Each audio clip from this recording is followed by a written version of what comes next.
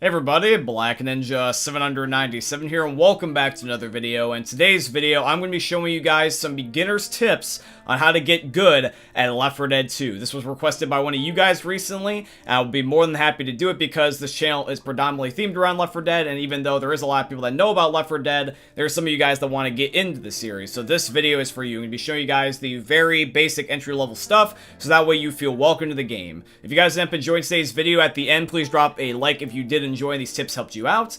But anyways, guys, let's get on with today's video.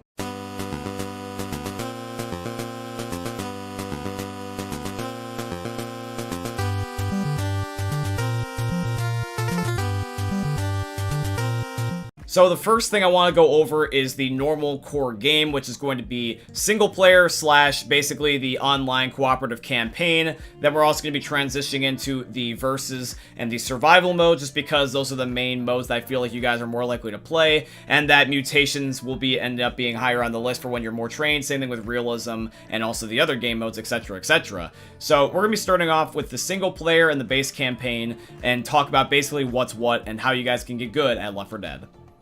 So basically, there is three main concepts you need to always understand about Left 4 Dead, and that's going to be across all the game modes. Number one is play as a team, regardless if it is bots, regardless if it is randoms, regardless if it is your friends.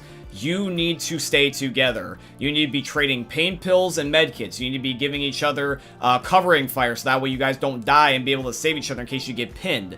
You need to be able to have situational awareness and be able to know when an enemy is most likely the one to strike, so that way their combos cannot collat you and basically screw you over. So that is what I recommend the most. That absolutely everything is just stick with your team. Always, not occasionally, not part-time, always. Because here's the thing, is that it also is really great if you're also a new player, because if you can't hold your own, a lot of the players that are actually experienced in the game will already do this. So they will usually have your back, that is unless they are just a mean player. The second thing that I want to also mention to you is that always be aware of your surroundings. I know not everyone has a headset, and I also know not everyone has a fancy set of like computer speakers or TV speakers.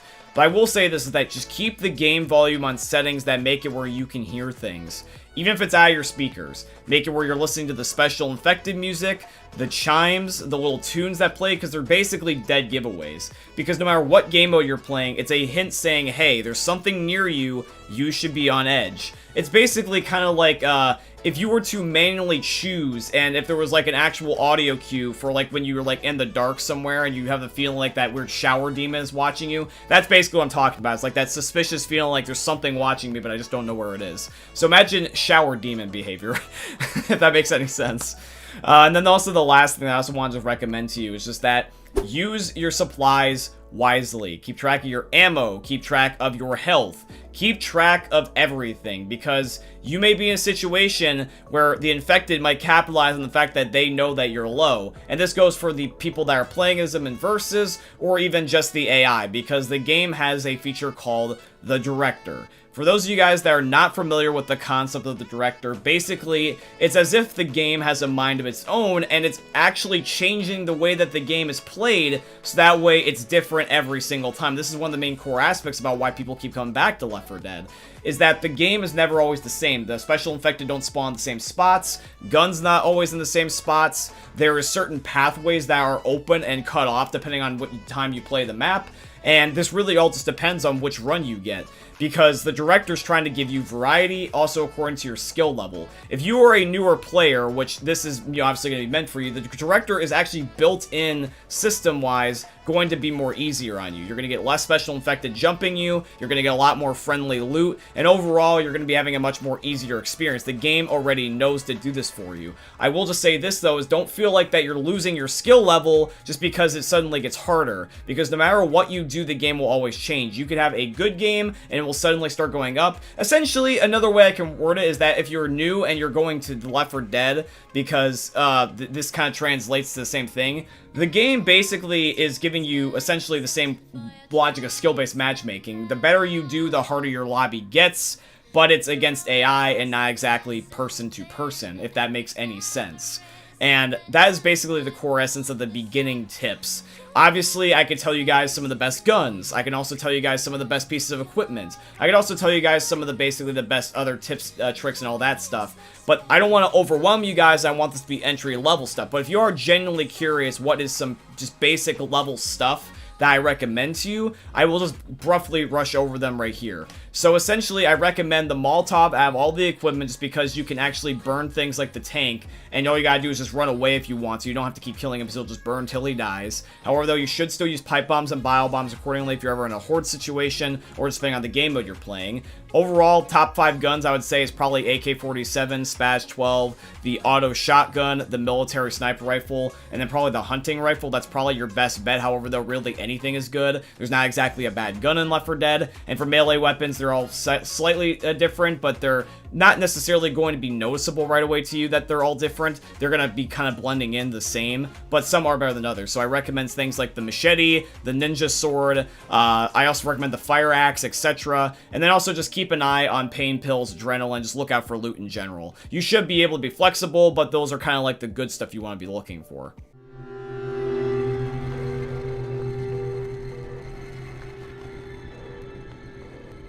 Now we move on to versus. This is probably going to be the one that I'm going to be needing to give the most advice on, just because this is player to player. You play against the special infected that are controlled by other humans as well, and you get to do this too. And you can play as every special infected just besides the witch. It means that you can play as the tank, the boomer, the hunter, the smoker, the jockey, the charger, the spitter, etc. So basically, you guys are going to be playing as all the special infected. Now, all the special infected do have their role. There's not exactly a bad special infected. Typically, most people, though, do have their preference, and you will find that out along the way.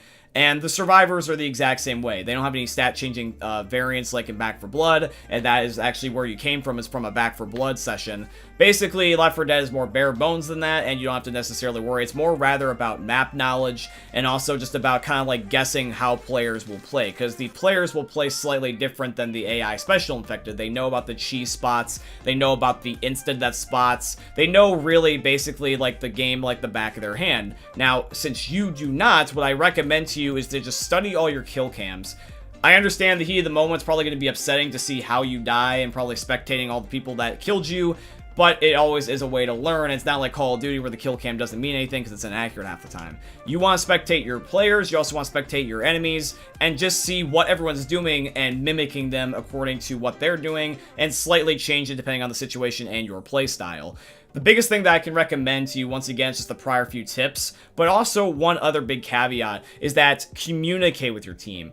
If you don't have a mic, at least stay near them so that way you can be able to end up guarding them if you can't talk. But if you also have the ability to do something even more in between, this is more just like towards PC, but type, you could also type, but that's more of a PC thing. I'm trying to keep this to both Xbox and also the PC so you guys can use this interchangeably. But I recommend ideally communicating if you can. If you can't, I would recommend typing. And at that point, then if you can't, I just recommend just staying on top of somebody. Because if you can't communicate when you need help or when you're mightily suspicious of something, that's kind of when you're in a situation that's once at your worst. You also can do things such as pull up a menu. You can be able to do this in Left 4 Dead. You can kick players that are being toxic on your team. You can also make it so that way you can restart the chapter if you think something's going on that's unfair. You can also end up doing some courteous things such as wait for people in the verses, because sometimes when people rage quit, the appropriate thing to do is to wait for the lobby to fill up because people will inevitably rage quit. And also, by the way, one other last thing that I want to recommend is that if you guys are trying to end up muting an annoying ass player, at least for the PC, because it's actually kind of harder to mute people on PC, one of the things you can actually do is go into the console commands on Left 4 Dead 2. You basically activate the director feature, or basically the in-game like cheat menu essentially. And basically what you do is that when you're inside a lobby, you pull it up with the little squiggle symbol line on your keyboard, and you can do voice_mute, and then you can also look up all the players' numbers that are tied to their account, and you can mute that number accordingly. So you can do voice show mute, and then when you type it in, it shows everyone's number associated with their account. And then what you can do from there is you can do voice_mute, then the number, and that mutes that specific player. So that way, in case you don't know how to mute somebody, you don't have to force yourself to leave the lobby and unfairly leave and cut yourself short. Now, last thing I can recommend, honestly, for versus is just that For the love of God, do not be that toxic, mean player. Do not do that. This game is not as plentiful in terms of player base as it could be, which means that people are more inclined to recognize you, and if you were a dick, they're going to immediately kick you from the lobby, and you will not play with people anymore, because that's one of the things that can bite you in the ass, is that if you're kicked all the time, eventually that catches up to you, and then you can't play versus anymore. So be nice to your fellow enemies and also players.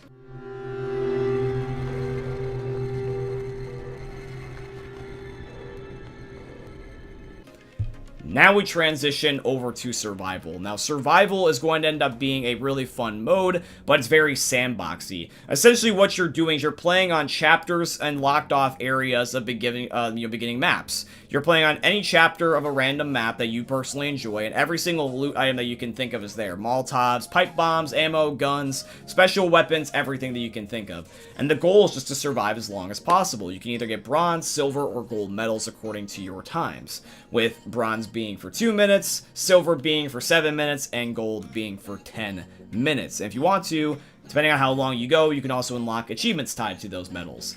Now, what I recommend to you is that there is some maps better than others, and you do want to end up playing probably the easier maps initially at first, so that way they don't actually end up making this game mode frustrating for you. Because if you go into the harder maps, you're more inclined to get pissed off and not want to play anymore. So a couple of easy maps that I can recommend to you that are really addictive and replayable for a while is the Dead Center Atrium, and then also the Parish Bridge. Because basically, the Dead Center Mall, or Atrium, is essentially going to end up being a really easy map. All you gotta do is just run around circles and just do laps. And the Parish is kind of the opposite if you're more of a camping style, where on the bridge you just sit on the bridge and you basically just let the zombies come to you from a straight line while occasionally turn around to get the stragglers behind you.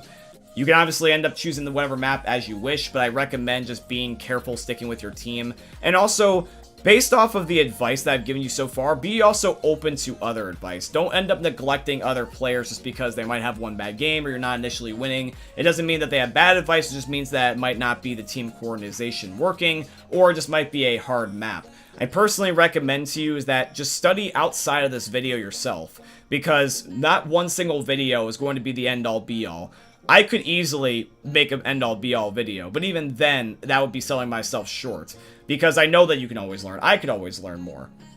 So the last thing that I recommend to you is just study outside of this, but also in addition to that, I also recommend just being in a good mood and just being happy and in a mood to learn. Because one of the worst things that you can do for yourself on any video game or just any aspect of life in general is that if you're not happy and you're focused on stuff that's pissing you off, if you're already like pissed off and raging and screaming inside your head, you automatically have already lost and you can't finish your goal, because you will be focused on more about what you can't do versus what you can do. And once you can flick that switch and you can go into the mindset of screw average and I want to do well, that's really when you excel at the end of the day. You're going to have good days and you're going to have bad days, but this game is pretty forgiving. It's just that you're going to have to get used to it, though, just because this game is older and it's not going to baby, carry you like, the normal games are nowadays. It's not going to put you in an easy skill-based matchmaking lobby, even though it will be initially easier because of the director, but it's not going to hold your hand the whole entire way through. You will eventually have to struggle and also just, put on your big boy pants and just deal with it. But at the end of the day, though, it is rewarding and it is still fun nonetheless. And I do hope you guys have enjoyed today's video. That is a basic summary of what I can do to let you guys basically know how Left 4 Dead works. And these also will be tips that will carry over to the foreseeable future because they're just basic common knowledge. What I would recommend is just study this video occasionally every now and again once you guys need a refresher in case you guys happen to forget something, because this video will always be here for you. I'd be more than happy to make you guys able to be better at video games.